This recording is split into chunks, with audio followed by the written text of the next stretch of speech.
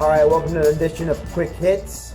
Just want to give you some thoughts on some of the sports topics going on and a non-sports topic special edition for you here. But let's start with the 2019 Pro Football Hall of Fame inductees. The reason why I love Hall of Fame inductions is because it can remind people the history of the game. I don't think sometimes we appreciate the history of sports enough, of what the athletes, what they did years ago, and why it paved the way for the athletes to do what they're doing today. And among those guys getting into the Hall of Fame this weekend, among them the 2019 Pro Football Hall of Fame induction class include Ed Reed, Champ Bailey, Tony Gonzalez, Kevin Mawae, as well as former Broncos owner, the late Pat Bowlen. And I wanted to focus on specifically those guys, a couple of just quick tidbits on each one. Let's start with Ed Reed, graduate from the University of Miami. Ed Reed was a guy who revolutionized what safeties can do, in the fact that he made it cool again to be a safety. Traditionally in the 90s, it was cool to be a cornerback. And when you thought of safeties, you thought of like the Steve Atwaters, and then later in the 90s and early 2000s, it was guys like Brian Dawkins. And later, guys like Brian Dawkins and Steve Atwater opened the door for a future Hall of Famer like Troy Polamalu to come along. Whereas Ed Reed, he was a guy who was a freak athlete. He could return interceptions, could return punt and kick returns. He was a dynamic guy. If he got the ball in his hands, he was a great cover safety. He frustrated quarterbacks for over a decade. Finally won a Super Bowl at the end of his career. But what he did is he allowed the idea of the ball hawking safety to become more of a 21st century option. And I believe that if it wasn't for him, guys like Jamal Adams with the Jets and Malcolm Jenkins with the Eagles, because Ed Reed was so versatile, he opened the door for those guys to come along as well. Tony Gonzalez changed the tight end position forever. We are never going to look at tight ends the same way. Eagle fans look at Zach Ertz. Patriot fans look at Rob Gronkowski before he retired. The way that Antonio Gates was with the Chargers. All of those guys are the byproduct of the Tony Gonzalez great tight end, receiver, changing an offense, changing how a field lays out, changing how defenses look at the tight end position. So glad he's getting into the Hall of Fame this year. Kevin Mawae, this guy was the best center in the NFL, arguably, for over a decade. And with the Titans and the Jets, he was a guy who was one of the lead blockers for many, many great running backs. I don't think that we appreciate offensive linemen enough. If it wasn't for Kevin Mawae, you could argue there were multiple teams in the NFL that he played for that wouldn't have had the successful offense that they had if it wasn't for his leadership, his toughness, his blocking acumen, and his football intelligence. Champ Bailey, lockdown corner. The guy was just a magnet to the football. The guy always seemed to be in the right place at the right time, whether it was getting an interception, getting a sack, forced fumble, breaking up a pass. He did it with the Redskins and he did it with the Broncos. He is such a great player and a humble individual as well. He never acted like he was the greatest player in the world, which was very different because in the 90s with guys like Deion Sanders, that was like the one end of the spectrum. But the other end of the spectrum was Darrell Green. You have one guy in Deion, it was flash.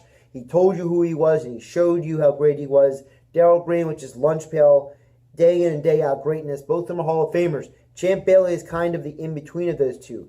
Champ wasn't a big trash talker, wasn't real showy. He was more of a lunch pail guy. But if you asked him, he'd tell you that he could do X, Y, and Z. And you look at the other cornerback who got in, Ty Law. Very different type of cornerback. Champ Bailey was more of a mano-y-mano, I'm going to lock this guy down type of cornerback, special athlete. He could also return kicks and punts and had a couple of opportunities to maybe even be a wide receiver if he wanted to in college. Whereas Ty Law was a guy, he was a zone corner. He could play a little man-to-man, but he wasn't as fast as a guy like Champ Bailey. But boy, could he get interceptions. He could lock down an entire side of the field. So you have two great corners getting in to the Hall of Fame. And last but not least, Pat Bowlen. I don't like the fact that Jerry Jones got in for Pat Bowlen, because Pat Bowlen did more to change the history of the league than Jerry Jones did. Pat Bowlen, when he took over the Broncos, took over a franchise that really wasn't going anywhere. And frankly, if it wasn't for him, they may not have stayed in existence. He's the reason why the Broncos got John Elway. He found a way to push his front office to get that done. He built a new stadium out in Denver. He was a stabilizing force for a franchise for all intents and purposes. Is kind of a small market. It's not New York. It's not Los Angeles. It's not Chicago. It's not Philadelphia. It's not Dallas.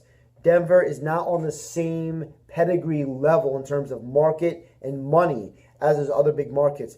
But he made it a great market. He made that franchise great. He made them stable. He made them functional. He was not a big fan of firing coaches all the time. That's why guys like Mike Shanahan were able to have the tenures that they did. Pat Bowlen was a stabilizing force and a standard of ownership for the entire league. And if it wasn't for him, you might not have seen the Broncos stay in Denver. They might have moved. They might have been defunct. Who knows? I think he deserves to be in the Hall of Fame before Jerry Jones. It's a shame that he had to wait as long as he did, because now he's not here to share the experience with everybody of going into the Hall of Fame. And I think that's a darn shame. All right, next topic I want to hit on, Cris Cyborg. Guess what? The chickens came to roost. You are not as great and as important as you think you are, Cyborg. Let's be realistic. I said this last week with the NFL. You are only worth what someone's willing to pay you. Well, Scott Coker says that she's worth hundreds of thousands of dollars. Good. Go get the money from Bellator. You want to make money? You have every right to. You should be able to make money. But she had to come out and apologize for what she said and what her camp put out about Dana White. How they manipulated information, how they didn't tell the whole story, how they changed facts and information to suit their argument. I don't care what you think of Dana White in the UFC. But to sit here and act like Dana does not do his best for the organization and for the fighters is ridiculous. Yes, he has a business interest to protect in the UFC. But Dana has always been a guy who has tried to put fighters in the best position to make money and be successful. There are numerous stories of him going out of his way for people, whether they're fighters or coaches or people who are not even in the octagon. But yet Cyborg had this personal vendetta against Dana White, and now she had to issue an apology for what was portrayed and said about Dana. And Dana said, look, I'm not in the Cris Cyborg business anymore. I'm not playing these games. And Cyborg had to fess up. It's just another example of, if you don't get the right advice from the right people, you are going to be in a world of hurt. I don't think the people around Cyborg were giving her the best advice. Everything I've heard about, I've never met Christine, but everything I've heard about Cris Cyborg is that she's a good person. I've never heard a negative thing about her as a human being, as a personality. I've heard some negative things and seen negative things about other MMA fighters, but she's not one of them. So, and I'm taking that from credible people who are former fighters and current fighters, and who have told me about things that she's done for people, how she cares, how she tries to help other people. I've heard nothing negative about Cris Cyborg. So the issues that she is having and what she had to apologize for, about putting the videos put out, about the interview with Ariel Helwani, I think that's more a reflection of her getting bad advice. Obviously, there was somebody who was giving her bad advice, and she finally came to her senses and said, enough is enough. We're going to end this, basically this, mudslinging at the UFC and Dana White. At the end of the day, the UFC is the #1 MMA promotion in the world for a reason. And Dana White's the most recognizable promoter in mixed martial arts for a reason. And it's not because he's a scumbag and a dirtbag and he hates Cris Cyborg and all that stuff. No, it's because Dana White has been doing it for a long time. The UFC is the best at it. And at the end of the day, Cyborg, she had her time in the UFC. It's time for her to move on. It's just not a relationship that was going to work anymore. And that's where MMA is so different than the other sports. MMA is not like, football, basketball, baseball, and hockey, where you have the #1 organization that's it. You have opportunities to go make money elsewhere. And you know what? Good for her. She's going to get $100,000 from Bellator. She should have every right to make as much money as she can. But it was just a business relationship that was not going to work out with the UFC for the long run. So I'm glad she came to her senses. I'm glad she put out the statement, because at the end of the day, the UFC is a business, and Dana White is trying to do the best he can for everybody involved. Is Dana perfect? No. Nobody's perfect. Is the UFC the best thing since sliced bread? No. Nobody's perfect. No one's doing everything right. But to sit there and act like Dana White is this evil, vindictive person was ridiculous, and I'm glad she finally came to her senses. All right, finally. This is not a sports topic, but hear me out for a hot minute. I don't care if you're a New Jersey driver.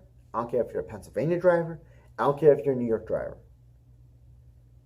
Stop hitting the brakes when you go over a bridge. This is the dumbest thing that I deal with here in the state of New Jersey. I take Parkway North every day to go to work. I drive it 6-7 days a week. And without fail, when people going north on the Parkway hit the Greater Egg Harbor Bridge going north, there's a faction of people, it's not everybody, but there's a faction of people that for whatever reason love to slam on their brakes and slow down the entire line going over that bridge. There is no sign that says you have to slow down to 25 to 30 miles an hour on a highway that has a 65 mile per hour speed limit all the way up and back. It's the Parkway. It's the main speed highway going north and south in the state of New Jersey. Why are you slamming on your brakes to go over the bridge? There's no sign there that says slam your brakes and go 25 miles an hour. There's no construction on the bridge anymore. There's no police officer telling people to slow down. There's no speed trap before or after the bridge. But what do? Because there's a handful of you idiots who are sitting there and slamming on your brakes. You're almost causing car accidents along the entire way. This has been happening all summer. I don't know who these handful of whack-a-moles who are slamming on their brakes are, but you are endangering not just people's lives because people have to slam on their brakes, almost getting car accidents, but you're also slowing down the flow of traffic for everybody. Why is it that 2, 3, 4 times a month that I'm driving on Parkway North and you have everything going fine, then bam, everyone has to slow down, going from 60 to 70 miles an hour all the way down to 20 to 30. It's the dumbest thing in the world. These people shouldn't be allowed to drive.